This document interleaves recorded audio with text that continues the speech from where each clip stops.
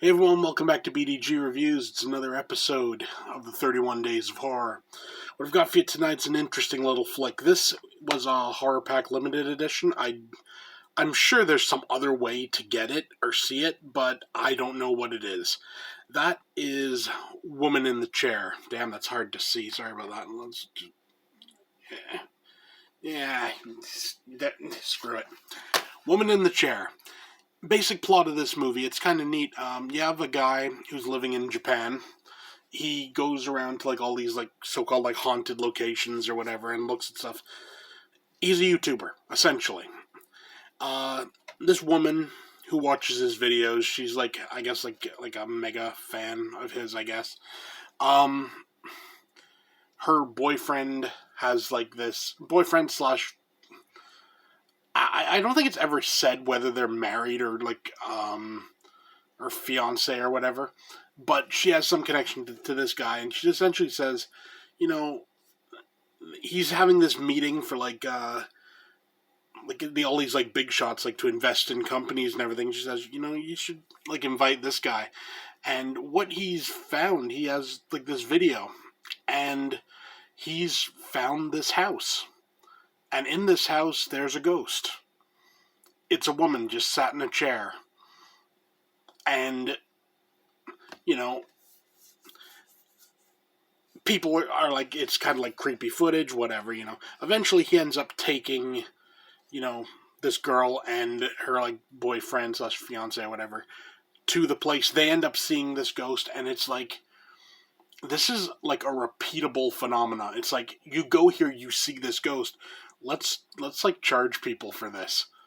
And the idea is he wanted to make it like a something to explore the nature of the ghost or whatever. But what ends up happening is people that go see this ghost end up, I don't know whether cursed is the right word, but there's unforeseen circumstances for seeing this ghost. And it's a really neat, creepy little flick.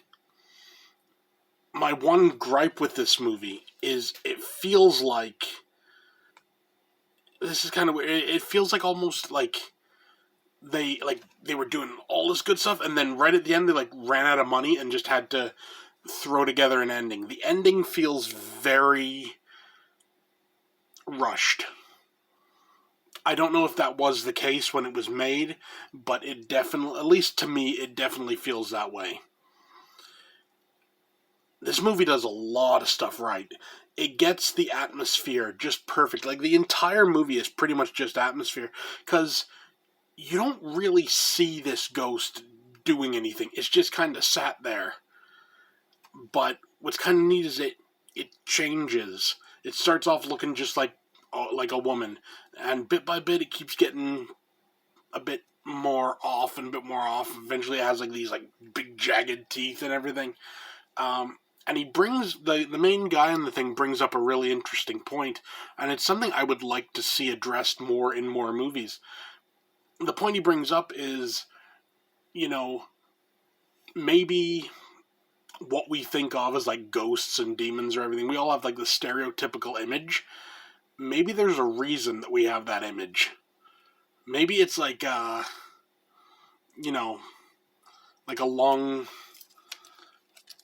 held like fear in like the subconscious of humans. Like, this is like the enemy. This is what it looks like, and it's just like a natural.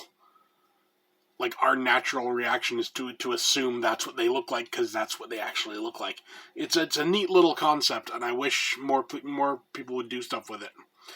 All in all, the effects are pretty good. I mean, there's some CG in it. It's obvious in some scenes, but I feel 90% is practical, and it works. The acting is honestly pretty believable all around. No one seemed to be hamming it up, which is always a good thing. It can easily happen in like a lower budget film, where you get someone who thinks, well, this is just a low budget film. Like, I'll really, really go for it. And, like, no, it's like, everyone's pretty reserved, and it works. It just makes a genuinely creepy little movie. What I honestly wish, that, what's this director's name? Does it say? I can't remember what the name of this director is, but this works, I feel, as a really good proof of concept. This is the sort of thing you could transfer over to like a higher budget movie with effects and everything, but as long as if you gave this director just more money and just left him alone and let him like remake his own movie, like for a big studio, I think, well, I say big studio, maybe Blumhouse or something like that, you could come up with something really neat, I think. The only problem is the very nature of that, you'd be having like throwing in like hundreds of jump scares, and it would just turn into like another Conjuring, another Insidious, something like that. This movie is more quiet than that, and it's really enjoyable because of it. For a rating, honestly, I'm giving this one an 8.5 out of 10. It would be higher if it had stuck the ending.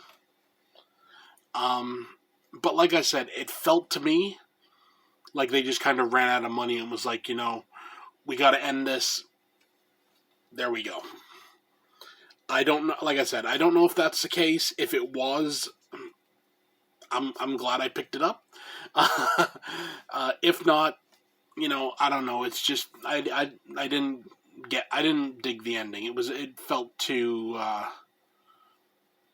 rushed, but that's just me. So yeah, there you go. Another entry in the 31 Days of Horror. Can't go wrong with it. I do this every year. Always enjoy it, and it's been pretty good so far. So that's it for me. See you next time.